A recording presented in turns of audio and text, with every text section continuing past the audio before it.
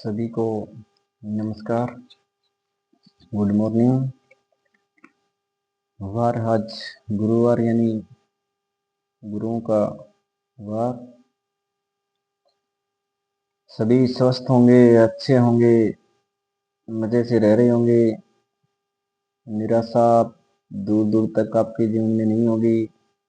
इसी उम्मीद के साथ शुरुआत करते हैं आज की ताज़ा खबरों के साथ।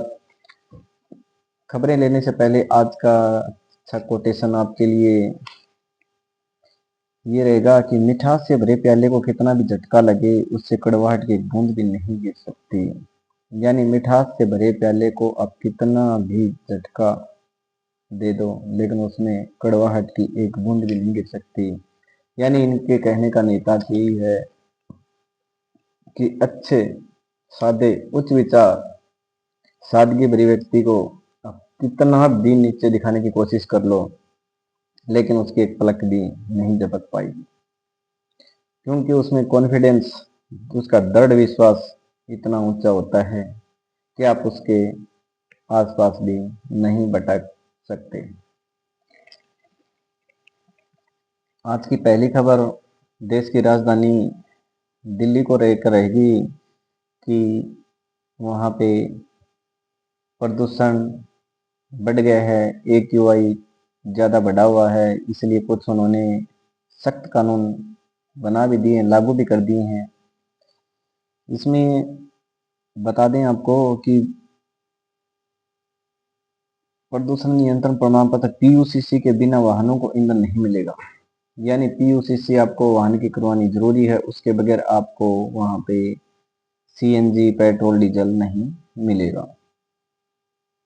BS6 से पुराने बाहरी निजी वाहन दिल्ली नहीं आ सकेंगे। यानी BS6 से पुराने जो बाहरी वाहन हैं वो दिल्ली में एंट्री नहीं कर पाएंगे।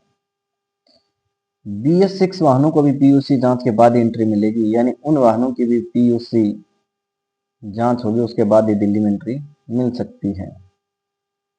126 चेक पॉइंट बनाए गए हैं, यानी 126 चेक पॉइंट बना दिए गए हैं। परिवहन विभाग की 80 टीमें भी इसमें तैनात रहेंगी।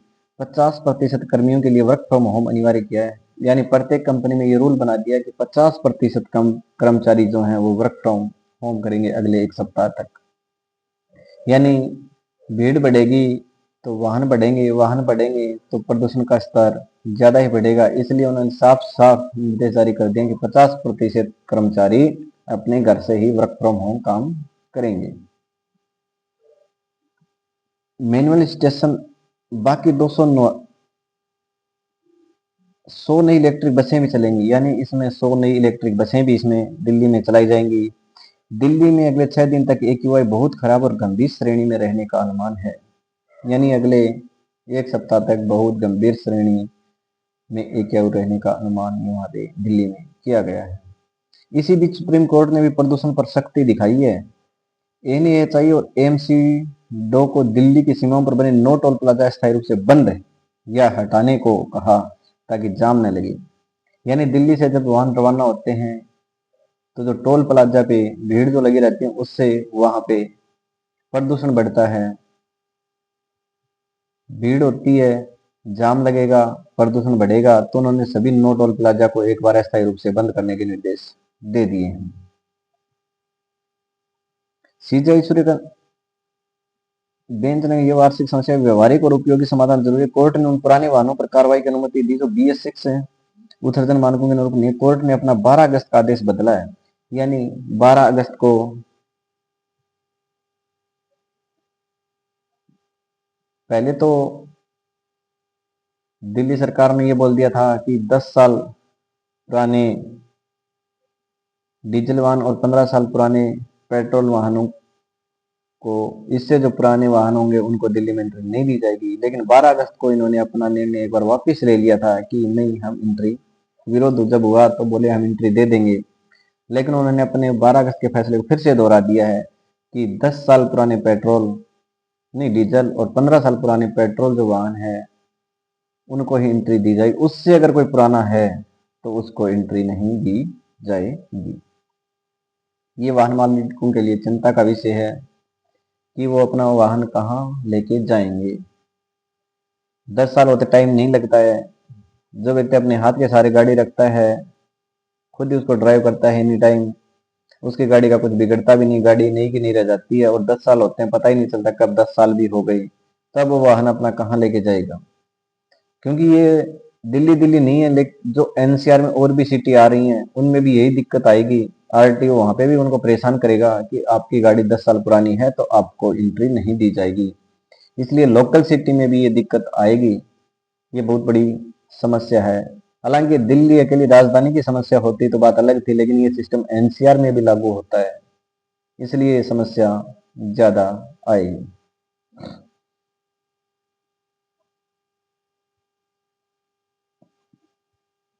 अब इसमें क्या हुआ कि एक्यूआई जैसे दिल्ली में बढ़ा है तो लोगों को समस्याएं भी आई हैं, बीमार भी हुए हैं। तो उसमें डॉक्टर ने बताया कि फेफड़ों में कोरोना जैसे पैच बने हैं।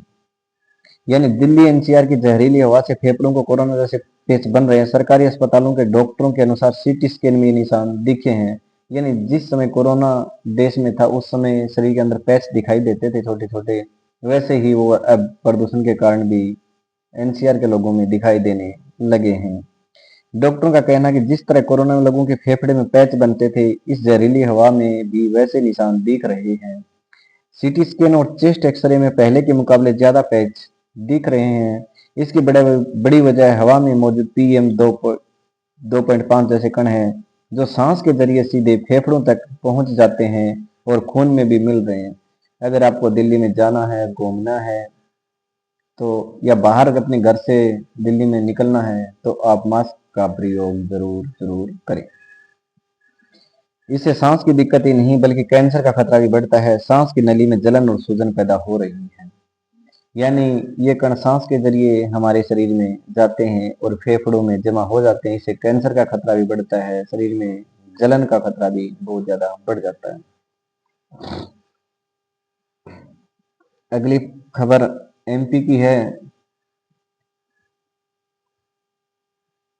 कि वहां पे जो जीएसटी ऑफिसर हैं वो ही रंगे हाथों धरे गए हैं। एक जीएसटी के जो इंस्पेक्टर थे उनको तो 10 किलोमीटर पीछा करके सीबीआई टीम ने पकड़ा है। वहां पे जबलपुर में ये चल रहा था कि जो जीएसटी टीम है उन्होंने 50 बड़े बड़े होटल जबलपुर में चिन्हित कर लिए कि ये बड़े बड़े होटल हैं, ये अवैध रूप से यानी अपनी जीएसटी चार्ज बचा रहे हैं। तो उन्होंने 50 होटल चिन्हित किए। फिर उन्होंने वो टारगेट बना लिया कि कैसे भी करके इनसे अब रिकवरी करनी है, यानी उनसे पैसा वसूलना है।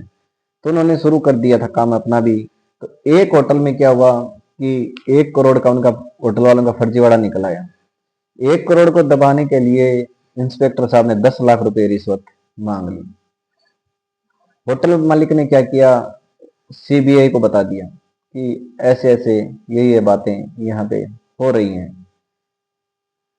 सीबीआई ने छापा मारने की तैयारी कर ली। जैसे ही होटल मालिक ने इंस्पेक्टर साहब को 10 लाख रुपए का सौंपे, नगद में सौंप दिए थे, वैसे ही टीम ने छापेमारी शुरू कर दी। सीबीआई को देख के इंस्पेक्टर साहब भागने लगे, 10 किलोमीटर तक भाग गए। लास्ट में उनको वहीं पैसे के साथ ही दबोच लिया। उसमें भी 2-3 और साथी उनके पकड़े गए हैं।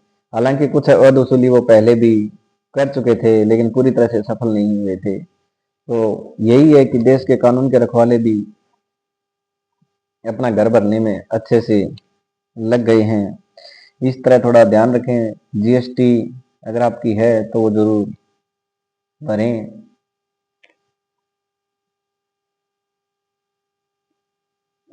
अगली खबर, आगे शादियों का सीजन शुरू होने वाला है तो अभी से सोना चांदी उछाल मार गया है और चांदी तो अपना अलग ही रूप धारण करते हुए जा रही है। कोई धन को इकट्ठा करने में न लगे, वरना पता नहीं कितना बड़ा नुकसान हो सकता है। जैसे 8-8 हज़ार रुपये एक दिन में चांदी बढ़ रही है, अगर ऐसे ये नीचे आनी शुरू हो गई तो मध्यम वर्ग पता नहीं कितना वो नुकसान में चला जाएगा। चांदी जो है वो 2 लाख रुपए पार हो गई। चांदी ने बुधवार को कमाल कर दिया। देश के सराफा बाजार में पहली बार इसकी कीमत 2 लाख रुपए प्रति किलोग्राम के ऐतिहासिक स्तर को पार कर गई है। ऐसा घरेलू और वैश्विक बाजारों में मजबूत मांग के चलते हुआ, यानी घरेलू और व्यवसाय की मांग में जो बढ़ोतरी हुई है, उसके कारण चांदी की कीमतें लगातार बढ़ रही हैं। Indian Boolean and jewellers association के मुताबिक मंगलवार को चांदी के दाम 1,91,975 रुपए प्रति किलो के स्तर पे थे। बुधवार को 8,775 रुपए की भारी छलांग लगाकर, यानी एक ही दिन में 8,775 रुपए की बढ़ोतरी हुई, तो चांदी पहुंच गई 2,750 रुपए प्रति किलो। अगर बात करें 1 जनवरी 2025 को, चांदी की कीमत 86,055 रुपए थी। यानी 1 जनवरी को चांदी की कीमत 86,055 रुपए थी, और 17 दिसंबर को चांदी की कीमत 2,0750 रुपए हो गई, 2,0750 रुपए हो गई है। दूसरी तरफ से अमेरिका ने फायदा उठाने के लिए क्रिटिकल मिनरल्स सूची में चांदी को डाल दिया है। चांदी जो है वो रणनीतिक धातु बनती जा रही है। वैश्विक स्तर पर ग्रीन एनर्जी जैसे सोलर पैनल में चांदी की अनिवार्य भूमिका से इसका औद्योगिक इस्तेमाल बढ़ा है। अमेरिका ने चांदी को क्रिटिकल मिनरल्स की सूची में डाल दिया है। इसके चलते चांदी के खनन से आयात निर्यात तक हर मामले में सरकार का दखल बढ़ा है। इसमें शामिल होते ही चांदी सेक्शन 232 के तहत आ गई है। यानी अभी फिलहाल कीमतें घटने के कोई आसार नहीं है, बढ़ने के ही आसार दिख रहे हैं।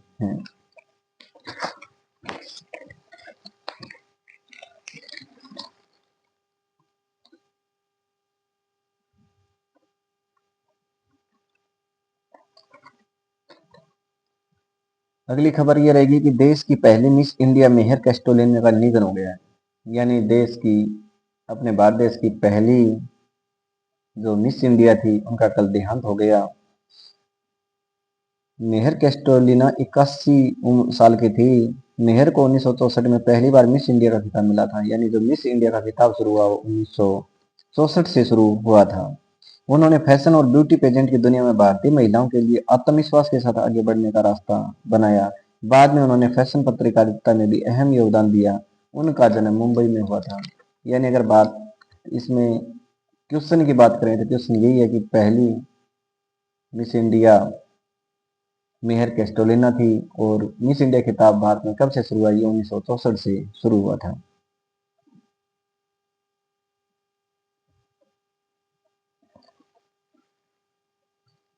अगली खबर, जो आईपीएल में युवाओं की बोली लगी थी, भारत के युवा थे, उनकी कुछ कहानी बताई गई है। कहानी अच्छी भी है, सोचने वाली भी उसमें कहानी दी गई है। इसमें आईपीएल मिनी ऑक्शन में भरतपुर राजस्थान के कार्तिक शर्मा, यानी अपने राजस्थान के ही हैं भरतपुर के कार्तिक शर्मा, जिनको चेन्नई ने 14.20 करोड़ रुपए में खरीदा। यह किसी अनकैप्ड खिलाड़ी के लिए आईपीएल इतिहास की सबसे बड़ी बोली, यानी जिसने कोई भी अंतर्राष्ट्रीय मैच नहीं खेला उस खिलाड़ी की सबसे बड़ी बोली है, जो उनके बेस प्राइस से 47 गुना ज्यादा रही। भास्कर से बातचीत में कार्तिक ने कहा कि वो परिवार के साथ टीवी के सामने बैठे थे। उन्होंने कहा कि इस रकम से सबसे पहले पिता का कर्ज चुकाएंगे, जिन्होंने उन्हें क्रिकेटर बनाने के लिए प्लॉट बेचा और 26 लाख रुपए कर्ज लिया। यानी कार्तिक शर्मा ने कहा कि वो सबसे पहले अपने पिता का कर्ज उतारेंगे, जिन्होंने मेरे को क्रिकेटर बनाने के लिए 26 लाख का कर्ज लिया और अपना प्लॉट बेचा था। माँ ने भी गहने बेच दिए थे, जिन्हें अब दोबारा बनवाएंगे। यानी कार्तिक शर्मा की कहानी दर्द भरी कहानी रही है कि उनको यहाँ तक पहुंचने में अब उनके पिता को प्लॉट बेचना पड़ा, 26 लाख का कर्ज भी लेना पड़ा, अपनी माता को गहने भी बेचने पड़े। वो उन्होंने कहा कि सबसे पहले मैं वही सब काम करूंगा। वहीं राजस्थान के ही मुकुल चौधरी, जिन्हें एलएसजी ने 2.6 करोड़ रुपए में खरीदा है, उन्होंने कहा क्रिकेट के जुनून के कारण पिछले 4 साल से ग्रेजुएशन के पेपर नहीं दे पाए, कि मैं ग्रेजुएशन के पेपर भी नहीं दे पाया। उन्होंने 10वीं और 12वीं में 70 से 75 अंकों से पास की, लेकिन स्कूल और कॉलेज लगभग नहीं जा सके।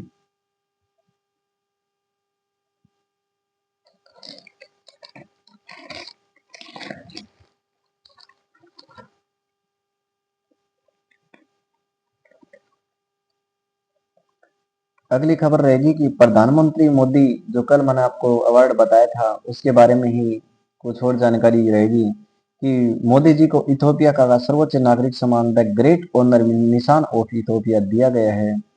वे यह सम्मान पाने वाले दुनिया के पहले राष्ट्राध्यक्ष या सरकार प्रमुख हैं। यह पीएम मोदी को मिला 28वां शीर्ष विदेशी सम्मान है। यानी इसमें करंट के 3 से 4 क्वेश्चन पुटअप हो रहे हैं। पहला क्वेश्चन ये बन रहा है कि मोदी जी को कहाँ का पुरस्कार मिला, तो वो इथोपिया का था। वो पुरस्कार कौन सा था, तो वो पुरस्कार था द ग्रेट ऑनर निशान ऑफ इथोपिया। अगर बात करें तो ये दुनिया के पहले राष्ट्राध्यक्ष हैं जिनको यह सम्मान दिया गया है। अगर ऑल अवार्ड की बात करें कि मोदी जी को ये कौन सा पुरस्कार मिला है, तो ये उनको 28वां पुरस्कार मिला है। अगली खबर है कि आंध्रा की पोंड्रू खादी को जीआई टैग प्रदान किया गया है। यह जीआई टैग केंद्रीय वाणिज्य और उद्योग मंत्रालय की ओर से दिया गया है। पोंड्रू खादी एक हाथ से काती और हाथ से बुनी गई सूती खादी है। यह अपनी बनावट और मजबूती के लिए जानी जाती है। यानी आंध्रा की पोंड्रू को जीआई टैग मिल चुका है।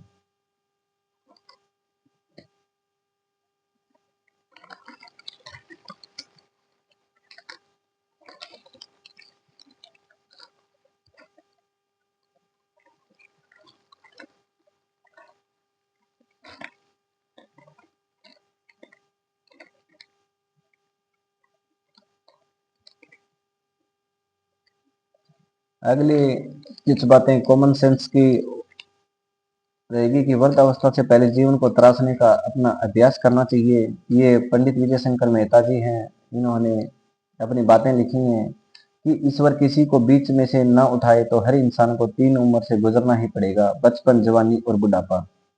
यानी ये बोल रहे हैं कि भगवान समय से पहले अगर किसी को नहीं उठाते हैं तो व्यक्ति इंसानों को 3 अवस्थाओं से गुजरना पड़ेगा। पहली बचपन होती है, फिर जवानी होती है और उसके बाद बुढ़ापा होता है। हमारे जीवन में एक उम्र होती है अधेड़ उम्र। आंकड़ों के अनुसार इसे 40 से 60 के बीच माना जाता है। यानी अधेड़ उम्र 40 से 60 साल के बीच की उम्र को माना गया है। यही वो उम्र है जो हमें बुढ़ापे में ले जाती है। यानी हम इसी उम्र के लास्ट तक बुढ़ापे में चले जाते हैं। अब इसके बीच 50 से 70 की उम्र पकड़ी जाए, जैसे उसे मिडिल एज कहते हैं, ऐसे हम इसे हाफ एज मान लें। मिडिल और हाफ में फर्क है मध्य और आधे का। हम अपने डेढ़ उम्र को ऐसा माने कि आधी बीत चुकी, यानी हमें अपनी डेढ़ उम्र यानी 40 को ये मानने की हमारी आधी बीत चुकी है और आधी बची है। तो जो अब तक नहीं कर पाए वो इस दौर में कर लीजिए। यानी जो अब तक हमने नहीं किया तो वो इस उम्र में कर लीजिए। जैसे मूर्तिकार पत्थर से मूर्ति बनाते समय छन्नी हथौड़े से व्यर्थ का पत्थर हटाता है तो आंख, होठ, नाक सब बाहर निकल आते हैं। हम भी अब जीवन को ऐसे तराशने का अभ्यास करना चाहिए। खास तौर पर इस उम्र में यह महसूस करें कि जो आधी बची है उसको तराशें और इसके लिए 3 बातों पर रोज काम करें: शरीर, मन और आत्मा। यानी हमें अपनी असली उम्र को तराशना है तो हमें 3 बातों पर रोजाना ध्यान करना होगा: शरीर, मन और आत्मा। वृद्धावस्था में प्रवेश के पहले यदि होमवर्क ठीक हो गया और आत्मा की अनुभूति होने लगी तो ये पिछली सभी उम्रों से शानदार होगी। यानी वृद्धावस्था में प्रवेश करने से पहले यदि होमवर्क ठीक हो गया और आत्मा की अनुभूति हमें होने लगी तो यह पिछली सभी उम्रों से शानदार होगी। अगले कुछ पाठकों के पत्र दिए गए हैं कि संवेदनहीनता जताता सिस्टम। इंडिगो संकट के प्रभावित यात्रियों को कूपन के रूप में मुआवजा देना चालाकी भरा तरीका लगाया। यानी जो इंडिगो संकट हुआ था तो उन्होंने यात्रियों को कूपन देने की बात कही थी, तो ये कूपन देना चालाकी भरा तरीका रहा है। चालाकी भरा कैसे रहा है? उन्होंने ये बोल दिया कि 1 साल तक आप आगे अपना कूपन इंडिगो की किसी फ्लाइट में यूज कर सकते हैं। यानी उनका सीधा सा था कि आप दूसरी फ्लाइट में अगले 1 साल तक यात्रा नहीं कर पाएंगे, क्योंकि उन्होंने वो लुभावना कूपन उनको दे दिया। ये सरासर तरीका गलत है। दूसरा ये था कि सोशल मीडिया की न्यूनतम आयु तय करें। यानी भारतीय भी अब मांग करने लगे हैं कि सोशल मीडिया की न्यूनतम आयु तय करें। ऑस्ट्रेलिया ने 16 वर्ष से कम आयु के बच्चों के सोशल मीडिया उपयोग पर कड़े प्रतिबंध लगाए हैं। भारत सरकार को भी बच्चों के सोशल मीडिया उपयोग की न्यूनतम आयु तय करनी होगी। सरकार आयु की जांच जन्म प्रमाण पत्र, आधार कार्ड और स्कूली दस्तावेजों के आधार पर कर सकती है। यानी भारत सरकार को भी कड़े कानून बनाने चाहिए अगर न्यूनतम उम्र की गणना करनी है तो जन्म प्रमाण पत्र है, स्कूली दस्तावेज है, आधार कार्ड है, उससे उम्र की गणना कर सकते हैं। आज यदि हमने कठोर कदम नहीं उठाए तो सोशल मीडिया की अनैतिक सामग्री पूरी भावी पीढ़ी का मानसिक अपंग बना देगी। यानी अगर आज हमने सोशल मीडिया को लेकर बच्चों पे कुछ कड़े कानून नहीं बनाए तो सोशल मीडिया भावी पीढ़ी को मानसिक रूप से अपंग बना देगी। अगला ये था कि सड़क हादसों पर अंकुश लगना चाहिए। आजकल रात के वक्त वाहनों की टक्कर की खबरें आम हैं। ज्यादातर दुर्घटनाओं में कारण सफेद एलईडी लाइटें, डिपर का उपयोग नहीं करना और हेडलाइटों का आधा पता नहीं होता है। यानी रात को सड़क हादसे आम हैं। इसमें सबसे बड़ी प्रॉब्लम हेडलाइट है, आधी लाइट का पता नहीं होना है, डिपर का उपयोग वाहनों द्वारा नहीं करना है।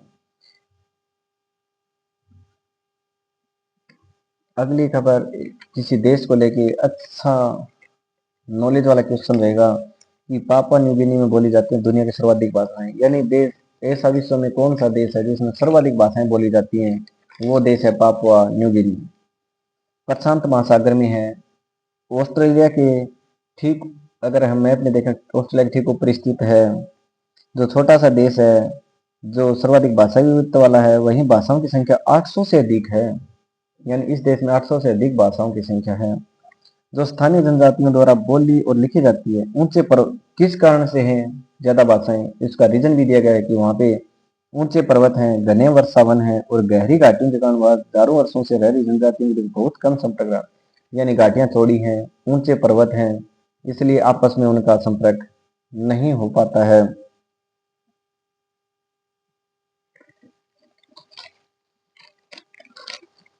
अगला ये था कि इसमें अभी भी जो आए थे फुटबॉलर मेसी भारत में आए थे, तो उनसे भी भारतीयों को कुछ सबक लेने की जरूरत है कि जैसे भारतीय खिलाड़ी मान लो या कोई सेलिब्रिटी मान लो बाहर जाते हैं तो वो अपनी पहचान वहां पे खो देते हैं। यानी अपनी मातृभाषा में बोलने से वो हिचकिचाते हैं। वो ज्यादातर इंग्लिश लैंग्वेज का ही वहां पे उपयोग करना चाहते हैं। लेकिन मेसी ने अपनी मातृभाषा का भारत में भी प्रयोग किया है।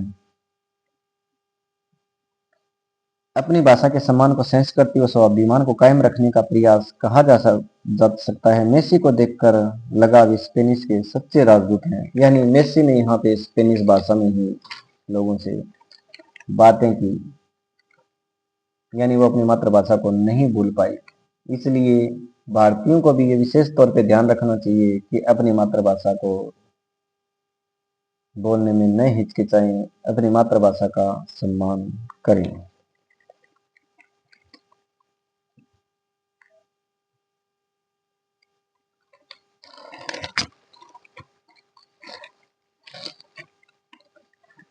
अगली खबर क्रिकेट जगत को आईपीएल को लेकर रहेगी कि 16 दिसंबर को जो बोली लगी थी अबू धाबी में, उसमें 77 स्लॉट्स पर 215 करोड़ खर्च किए। अगर आपको जानना कि कौन कहाँ मजबूत और कहाँ कमजोर रहा, आईपीएल 2000 खिलाड़ियों की खरीद फरोख्त नहीं थी, बल्कि यह फ्रेंचाइजी की सोच में आए बदलाव की साफ झलक भी थी। यानी जो बोली लगी थी वो खिलाड़ियों की खरीद फरोख्त की नहीं थी, बल्कि यह फ्रेंचाइजी की सोच में बदलाव की साफ झलक भी थी। इस बार अनुभव के बजाय, यानी पहले तो अनुभवी क्रिकेटरों को लेना पसंद करते थे, लेकिन इस बार अनुभव के बजाय उम्र, घरेलू प्रदर्शन और भविष्य की संभावनाओं पर ज्यादा भरोसा दिखा है। अनकैप्ड भारतीय खिलाड़ियों पर जिस तरह से पैसा बहा, उसने यह साफ कर दिया कि टीमें अब अगले 5 से 7 साल की योजना के साथ चल रही हैं, न कि सिर्फ एक सीजन के हिसाब से। यानी जैसे भारतीय युवाओं को मौका मिला है, अनकैप्ड खिलाड़ियों को मौका मिला, उससे लग रहा है कि टीमें अगले 5 से 7 साल के भविष्य को लेकर चल रही है, न कि इसी एक सीजन को लेकर चल रही है। नीलामी में कुल 77 स्लॉट थे और 215 करोड़ से ज्यादा की रकम खर्च हुई। सभी टीमों ने 25-25 स्लॉट भरे, यानी सभी टीमों ने 25-25 स्लॉट भरे। लेकिन गुजरात और लखनऊ विदेशी के 8 में से 7 स्लॉट भर पाई। यानी सभी टीमों ने 25-25 स्लॉट भरे हैं और उसमें भी इनका ये रूल था कि विदेशी 8-8 ही आप ले सकते हैं, लेकिन गुजरात और लखनऊ ने सिर्फ 7-7 ही विदेशी खिलाड़ी लिए हैं। सबसे दिलचस्प बात यह रही कि विदेशी सितारों के बजाय भारतीय युवाओं ने सबसे ज्यादा सुर्खियां बटोरी है। यानी अब की बार, वरना तो हमेशा ये होता था कि विदेशी खिलाड़ियों पे ज्यादा दिलचस्पी टीमों की रहती थी कि विदेशी अच्छा खेलें, लेकिन अब की बार टीमों ने भारतीय युवाओं पे खूब भरोसा जताया है। मुंबई और पंजाब नीलामी में बेहद शांत रही, जबकि हैदराबाद और लखनऊ की रणनीति पर सवाल खड़े हुए। चैंपियन बेंगलुरु और रनर अप पंजाब ने मुख्य दल को बचाए रखा, तो 2023 के विजेता केकेआर ने पूरी दिशा ही बदल दी। एनालिसिस में जानिए कि नीलामी के बाद हर टीम की असली ताकत क्या है, कमजोर कड़ियां कहां और कौन सी रणनीति उन्हें आगे ले जा सकती हैं या पीछे भी छोड़ सकती हैं।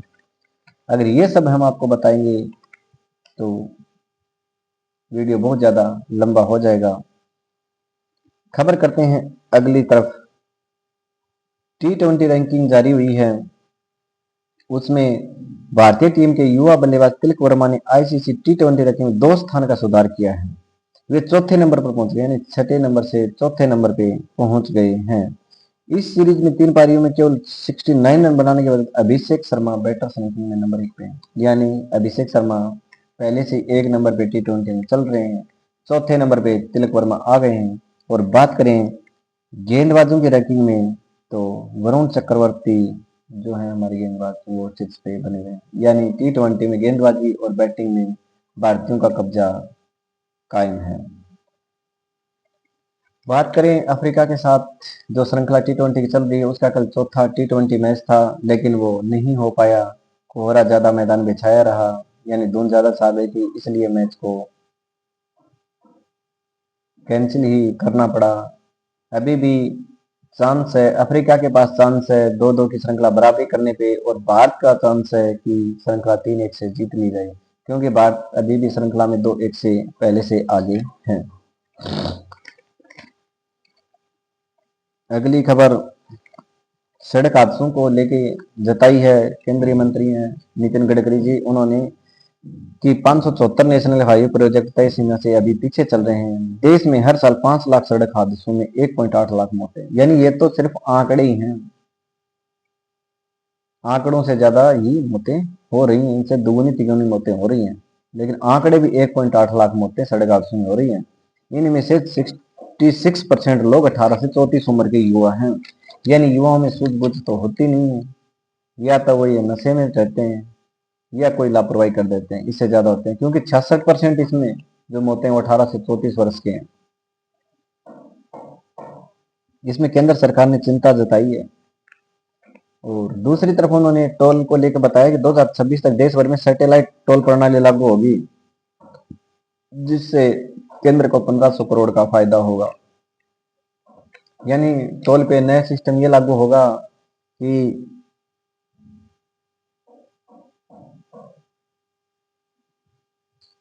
इसमें नंबर प्लेट पहचान तकनीक और फास्टैग का इस्तेमाल किया जाएगा। इसके जरिए वाहन 80 किलोमीटर प्रति घंटे टोल प्लाजा पार कर सकेंगे बिना, यानी इसमें कहा कि टोल पर आपको रुकने की उस समय जरूरत नहीं होगी, सैटेलाइट के हिसाब से ही आपका जो फास्टैग से वो कट जाएगा टोल टैक्स।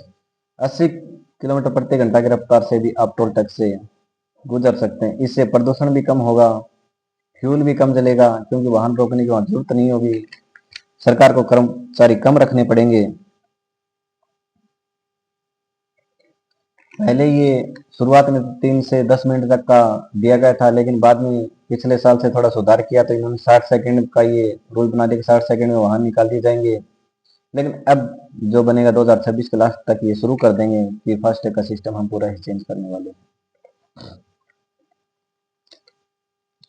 अगली खबर मैंने भी आज ही पढ़ी है, मेरे भी नॉलेज नहीं था कि 2025 में गूगल पर 520 13 14 भारत का टॉप सर्च नंबर बन गया। यानी ये कोई नंबर है 520 13 14, यानी 52013114, यानी ये एक ऐसा नंबर है जो भारत में सबसे ज्यादा सर्च किया गया है। अब इसमें कोई रहस्य की बात है वो आपको मैं बताऊंगा कि साल 2025 में गूगल पर एक अजीब सा नंबर 520 13 14 भारत में अचानक सबसे ज्यादा खोजे जाने वाले शब्दों में शामिल हुआ है।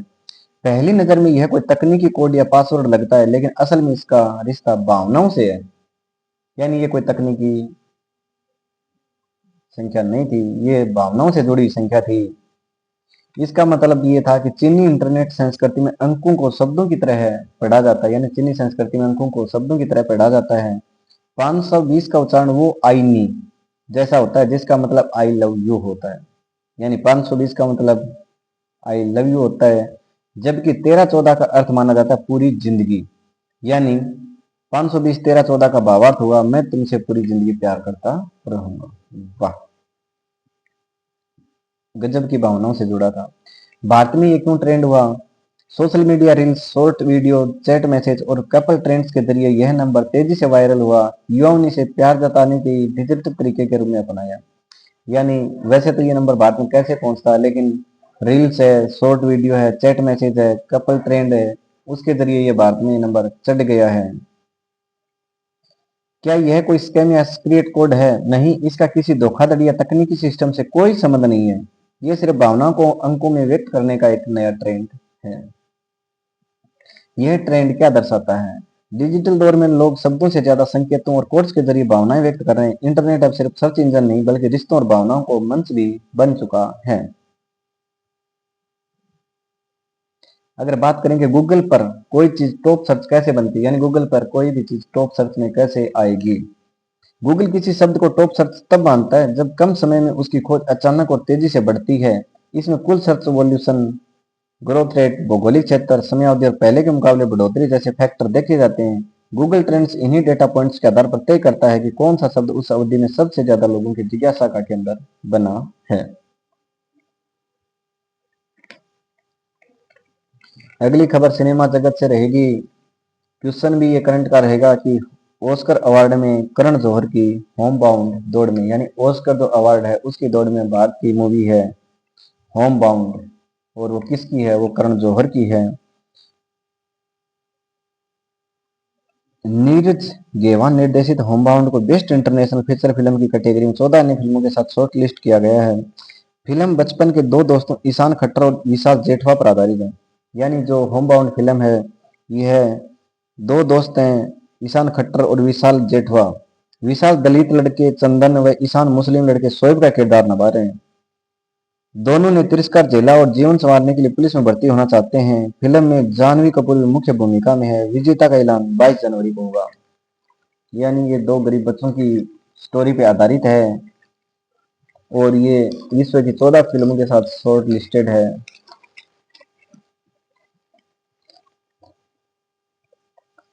ये रिसर्च हुआ है कि 54% जो लोग हैं वो संयुक्त परिवार को फायदेमंद मानते हैं, और हम भी संयुक्त परिवार को ही फायदेमंद मानते हैं, क्योंकि जो छुटपुट घटनाएं हैं वो एकल परिवार में ज्यादा होती हैं। जो तनाव की बातें होती हैं वो भी एकल परिवार में ही ज्यादा होती हैं। इसलिए संयुक्त परिवार बहुत ज्यादा जरूरी है। बच्चों की परवरिश के लिए भी जरूरी है, तो बड़ों की देखरेख के लिए भी संयुक्त परिवार बहुत ज्यादा जरूरी है।